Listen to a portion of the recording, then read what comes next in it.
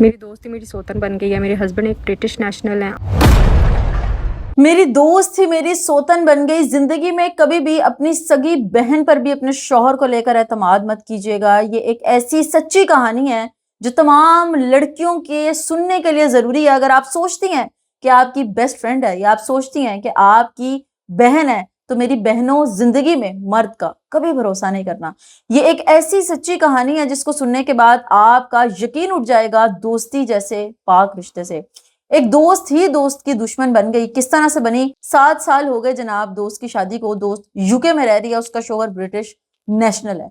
7 साल इनकी arrange marriage को हो गए। जिंदगी बड़ी अच्छी है, बच्चे भी हैं, घर भी है, कारोबार भी है, सब कुछ सेटल है। जब उसकी दोस्त पाकिस्तान बैठे देखती थी तो वो उसको बार बार कहती थी कि तुम्हारा शौहर तुमसे बड़ा है, तुम्हारा शौहर कोई अच्छी शक्ल का भी नहीं है, लेकिन चलो तुम रह तो अच्छा रही हो, तुम घर तो अच्छे में रह रही हो, तुम्हारी जिंदगी तो सेटल है।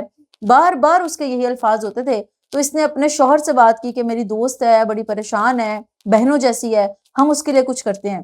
पाकिस्तान से उसका वीजा लगवा के अपनी ही मौत को अपने घर में दावत दे दी। जब वो यूके आई तो इनके साथ रहने लगी। रहते रहते रहते इसके शौहर के साथ उसकी अंडरस्टैंडिंग बढ़ने लग गई।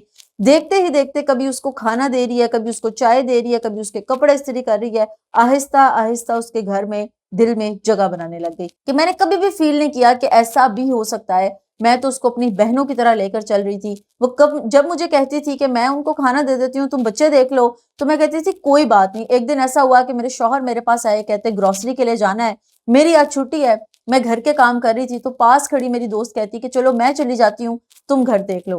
कहती है कि उसके बाद मेरे शौहर का रवैया भी मुझसे बदलने लग गया और मेरी दोस्त के जितने भी काम थे, उसने ग्रोसरी जाना होता था, उसने डॉक्टर पे जाना है, उसने किसी जॉब के इंटरव्यू के लिए जाना है, वो मेरे ही शौहर के साथ जाया करती थी। मेरी माँ ने मुझे बैठा कर समझाया कि बेटा तुम ये जो कर रही हो वो गलत है, अपने शौहर पर इतना अंधा एतमाद मत करो, औरत जात बहुत गलत चीज होती है, वो एक लम्हा नहीं लगाती, तुमसे सब कुछ छीन लेती है। लेकिन मैंने कभी यकीन ही नहीं किया। मुझे मेरी माँ की बात सुन लेनी चाहिए थी, बड़ों की बात हमेशा सुननी चाहिए। हुआ क्या, वो दोस्त कहती है कि मुझे नौकरी मिल गई है और मुझे साथ ही वहां पर एक अपार्टमेंट भी मिल गया है, मैं शिफ्ट होने लगी हूँ। कहती है मेरे लिए तो ये अच्छी बात थी कि चलो मैं तो खुद चाह रही थी कि ये जरा हमसे दूर हो जाए, हमें स्पेस मिल जाए।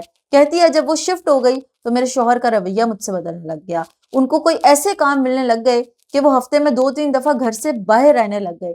रातों को देर से आते थे और कभी कभी तो आते ही नहीं थे। जिंदगी का काफी अरसा गुजर गया। म्यूचुअल दोस्त की बीवी की कॉल आती है और वो मुझे बताती है कि तुम्हारे शौहर ने 3 महीने पहले निकाह किया है।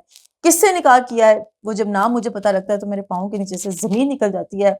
वो मेरी दोस्त थी जो जिसको मैंने घर में पनाह दी, वो मेरी दोस्त थी जिसके बारे में मेरी माँ कहती थी कि इसके शर से बचो।